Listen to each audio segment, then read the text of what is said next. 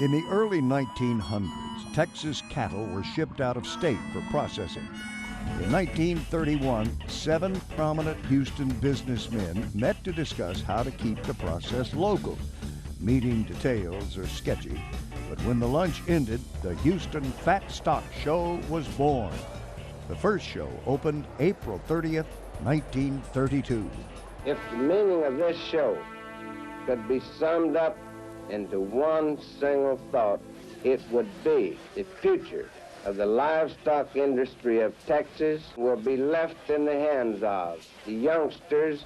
That year's grand champion steer sold for $504, compared to the current record of just over $600,000. Early show attendance was poor.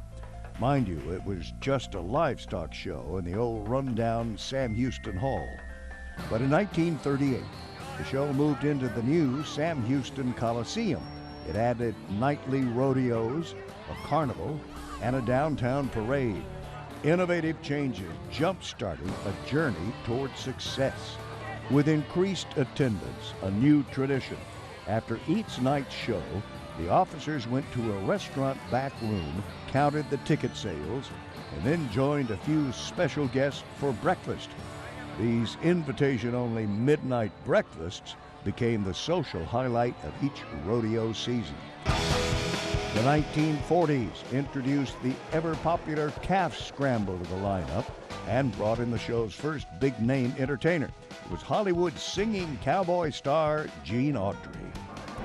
Channel 13 was the first station to televise the rodeo's opening ceremonies in 1958. The following year, we broadcast the Rodeo Parade and have done so every year since. Who could forget our beloved Marvin Zindler strutting his twirling skills stuff? 75 years plus, the man can still do it. In 1952, the show created the Saltgrass Trail Ride as a publicity stunt. 4 men rode horseback from Brenham to Houston, knowing they would attract attention along the route, and it worked. The next year we had about 9 wagons, and we picked up a lot of people along the road.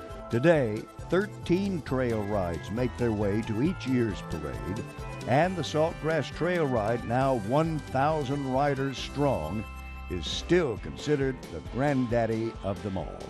Leaner, trimmer beef was becoming the norm, so in 1961 the show dropped Fat Stock from its name and became the Houston Livestock Show and Rodeo. 4 years later, the show moved into the 8th wonder of the world, the Astrodome. Additional space allowed for continued growth. The 3-day World Championship Barbecue, the I Want That Oreo pig races, and Ag Venture, a unique hands-on experience for children. For students unable to raise an animal, the show developed a Western Heritage School art program, which involves more than 142 school districts. And the exceptional rodeo pairs special needs children with rodeo cowboys for a magical, once-in-a-lifetime experience. Big stars loved the rodeo stage, including Elvis Presley. But the show's most popular performer's initial rodeo appearance was a fluke. When Eddie Rabbitt became ill right before his 1983 rodeo concert, someone suggested newcomer George Strait. A private plane retrieved George from a hunting trip, and the rest, as they say, is history. Amarillo, by morning, Amarillo, I'll be there. Every visit to the rodeo brings a new, memorable experience, whether it's riding a sheep, a new carnival ride, or eating something exquisitely fried on a stick. But the show's mission remains the same. Bobby, I believe you're the lucky boy. Since its inception, the rodeo has committed more than $475 million in scholarships to the youth of Texas. And that's why our world-class Houston Livestock Show and Rodeo is best known as the Show with a Heart. For ABC 13, I'm Dave Ward.